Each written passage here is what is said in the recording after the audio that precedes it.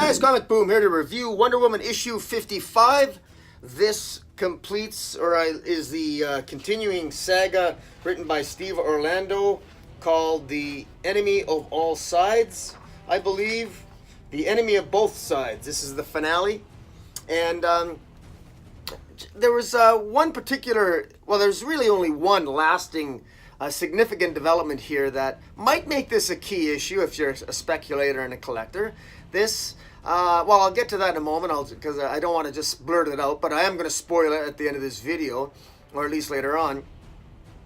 This issue just completes a very boring storyline in any event. Very, it deals with the lost tribe of the Amazons. Basically, it was just a really quick synopsis. Wonder Woman and Artemis rescued another Amazon by the name of Atalanta. In previous issues, she was trapped fighting some Aztec god, or some god whose name I can't pronounce, and I'm not going to attempt it. And they're returning Atalanta back to the lost tribe of the Amazons, the Banga Migdal tribe, Banga Migdal tribe of Amazons, and that's actually Artemis's Amazons. So Artemis comes from a lost tribe of Amazons called the Banga Migdal, and Atalanta used to be queen of the Banga Migdal tribe of the lost tribe of Amazons, and they're basically returned her, and they're located now outside of Korak, which is probably what we would consider to be Iraq. Naturally, it's in the Middle East, and basically the villain Rustam, who was last seen in the Suicide Squad series, he conspired with the Lost Tribe King, the acting Queen Faruka of the Banga Migdal tribe, to basically create a false flag operation, to use modern day terms, and to basically create a war between the Lost Tribe of the Amazons and the soldiers of Korak. And basically, unfortunately, the reason why this is a very disappointing issue story-wise is that plot-wise, it's just very boring. Wonder Woman literally just uses her lasso. I don't know how many times have I'm a broken record already, I know, but how many times do writers abuse that? It's nothing but a deus ex machina.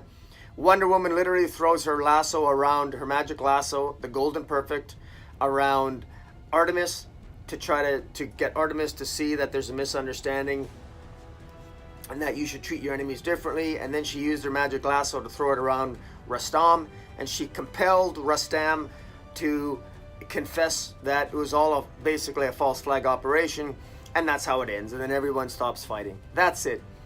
There is nothing at stake. I've said this before and I'll say it again. This is why Wonder Woman is such a boring comic book. And Steve Orlando, let me clue you in on something that unfortunately all too many writers, you make the same mistake as so many other writers of Wonder Woman, and I hate to say it, but you're not saying anything special about Wonder Woman. Wonder Woman is not special if the only reason why she succeeds in providing peace or creating peace is if she uses the magic lasso. It's a waste of time. It has nothing to do with any particular special trait on Wonder Woman's part. It says nothing about her as a person. It says nothing about her as a character. It says nothing.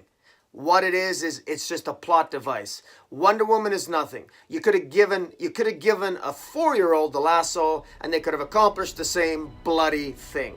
This is just a cop-out. This is a cop-out. And maybe I'm exaggerating. You obviously, a 4-year-old probably wouldn't know how to use the magic lasso. But let's face it, if all you had to do to resolve conflict was throw a magic lasso around everyone, and everyone suddenly embraces the truth, as if somehow the truth is universal, even if you believe that, and maybe it is, even if you believe that, then really, all the magic lasso is it forces everyone to become avatars and Christ-like, and let's all grab hands in a circle and sing Kumbaya. Whatever, maybe that would be great in a perfect world, but it makes for a really boring comic book, and this is a boring comic book.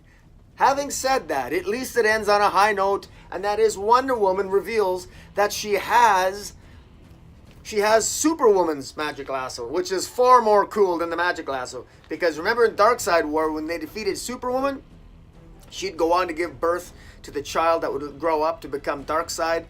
And in any event, that lasso, Wonder Woman's always kept that lasso. And the difference between Wonder Woman's magic lasso is Superwoman used the lasso of submission in order for unspeakable evil, and whereas Wonder Woman uses her magic lasso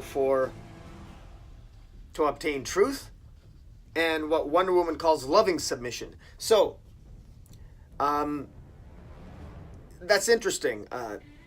What's really unfortunate and what's kind of confusing is I've never been clear exactly what the difference is between Superwoman's lasso and Wonder Woman's, and this unfortunately doesn't really provide much help. The lasso of submission that Superwoman was used for unspeakable evil. Well, what the hell does that mean? What the hell does that mean?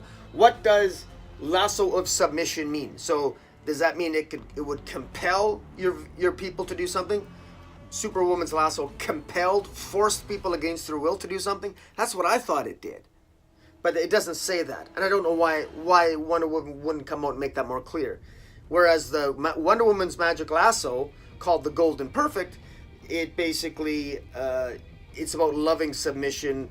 It's about making a person realize a truth and embrace that truth and do what is right. Again, that's bordering on forcing a person to do something too, in a sense, I think. But Wonder Woman calls her magic lasso the Golden Perfect, and she gives Superwoman's lasso to Artemis, and she calls it the Golden Promise, which interesting to call a lasso that was used to compel people, to force people to do something against their will, giving it to Artemis and calling it the Golden Promise. That seems to be a highly inappropriate name for a weapon like Superwoman's magic lasso or lasso of submission. Really seems odd. Golden Promise of what? Golden Promise of what? Because it's a lasso of compulsion, of compelling people to do what the person who's utilizing the lasso compels the person to do. At least that's my understanding. So it's a little odd, but it makes Artemis more interesting. Artemis now has a cool lasso, which I think makes her more interesting. And I really, really would have liked if the majority of this issue should have been about the difference between the Golden Promise and the Golden Perfect. The difference between a lasso that compels versus a lasso that utilizes truth. That would have been a far more interesting tale as opposed to the really sadly disappointing and uninspired story that we got. But I'll give Steve Orlando credit for at least doing something pretty cool, and that is giving Artemis her own lasso, and it's Superwoman's lasso, so that's pretty cool. I like that. That's going to make her more interesting in the pages of Red Hood and the Outlaws, a comic book that I strongly hope she returns to very quickly. I'm really enjoying Red Hood and the Outlaws, but I'm missing my Artemis in her own series, along with the Red Hood and Bizarro. So, guys, yeah, so tell me what you think of Wonder Woman. I think this is a mixed bag.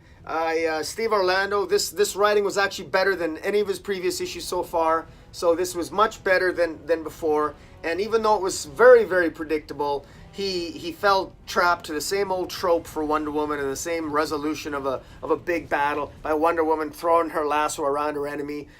Show us more of the warrior and less of the peace. We get enough of the magic lasso.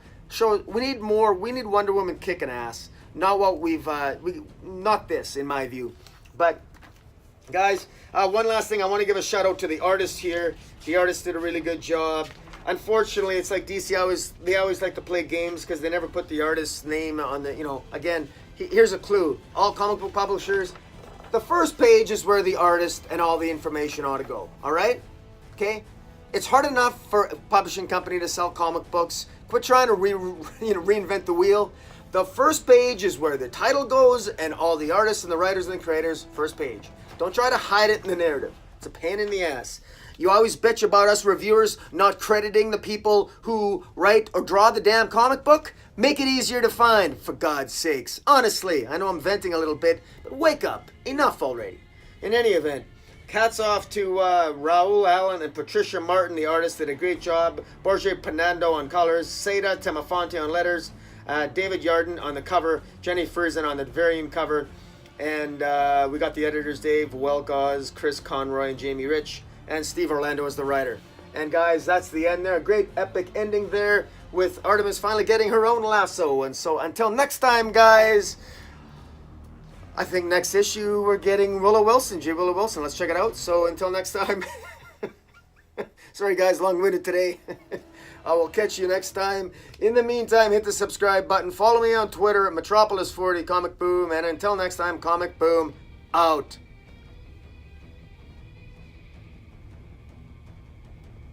You can't see it, but she's got a nice butt. Okay. All right. I'll show it to you. Look at that, huh? Huh? Look at that. I can do this. Nothing about being a Purian fanboy. Look at that. There you go. That's Wonder Woman's butt. She's in really good shape. Really good shape. Anyways, video's over.